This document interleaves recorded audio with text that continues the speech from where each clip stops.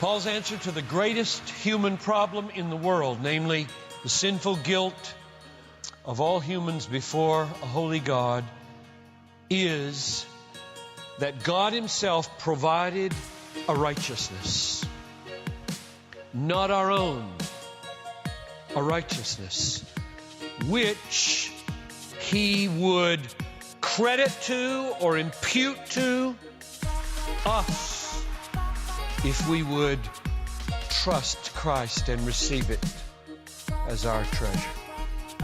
Look at chapter 4, verses 5 and 6.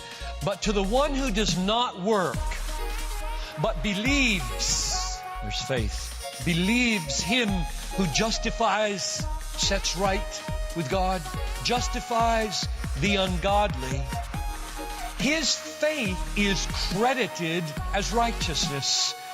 Verse 6, just as David also speaks of a blessing on the man to whom God credits righteousness apart from works. Notice that enormously important word, credits. This is where we get the doctrine of imputation. Another word for credit is reckon or count or impute. Faith is the instrument or the channel through which that righteousness is credited to us. Now here's the question to fill out the gospel.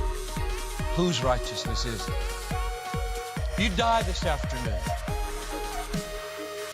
awesome thought, to face the judge this afternoon, the judge of the universe, infinite, flaming in holiness. What's your claim gonna be?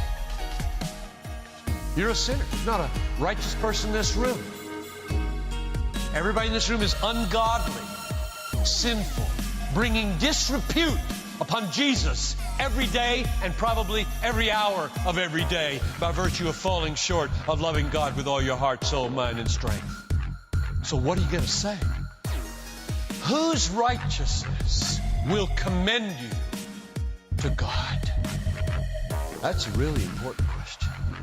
And the gospel in the book of Romans is written to reveal to you the answer to that question. Let's read it, chapter 3, verse 21. But now apart from the law, the righteousness of God, there's your answer, has been manifested, being witnessed by the law and the prophets, namely, the righteousness of God through faith in Jesus Christ for all who believe. Chapter 10, verse 3. Not knowing about God's righteousness that was just referred to in 3:21 and 22. Not knowing about God's righteousness and seeking, therefore, to establish their own. Don't do that. After this moment, you should not be ignorant and therefore should not fall into a self-righteousness effort. You can't do it. There is no righteousness you can ever perform that will commend you to Him. Forget that. Don't make the mistake of chapter 10, verse 3. Being ignorant, not knowing the righteousness of God, they sought to establish their own and did not subject themselves to the righteousness of God. What does that mean? What does that look like? Right there in your pew, right now, how are you doing that? Or are you? Are you subjecting yourself right now to the righteousness of God? Or are you construing your attendance in this room as the establishment of a righteousness which will get the smile of God on your side? What is the subjection to the righteousness of God? Don't make up an answer. Get it from the Bible. It's in verse 4. For the end or the goal of the law is Christ for righteousness to everyone who believes. That's the literal word-for-word translation. For whom? To whom? Believers. So if you ask now, what does it mean to subject yourself to the righteousness of God in verse 3? Answer, the law that you're all trying to keep to establish your own righteousness. He's talking to somebody who's doing that. You're all trying to keep this law and establish your righteousness. Don't you understand the law, the goal, the telos, the end of the law is Christ for righteousness. So the subjecting of yourself to the righteousness of God is the recognition that God's righteousness is Christ for righteousness. Christ worked out our righteousness. Christ is the manifestation of God's righteousness. Christ is the performance of God's righteousness. And the law is pointing to that. That's the goal. That's the end. So when you look at the law, be sure you don't fixate there and begin to use it to establish your righteousness. Let it point you to what it's all about. Christ for righteousness. And then how do you get that? For everyone who believes. This is the gospel. This is the book of Romans. There's not a righteous person in this room this morning.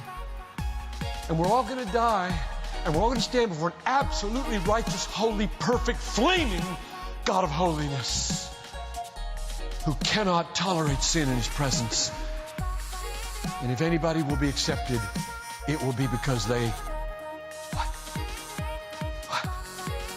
believe and therefore have imputed to them an alien righteousness, not their own, Christ's.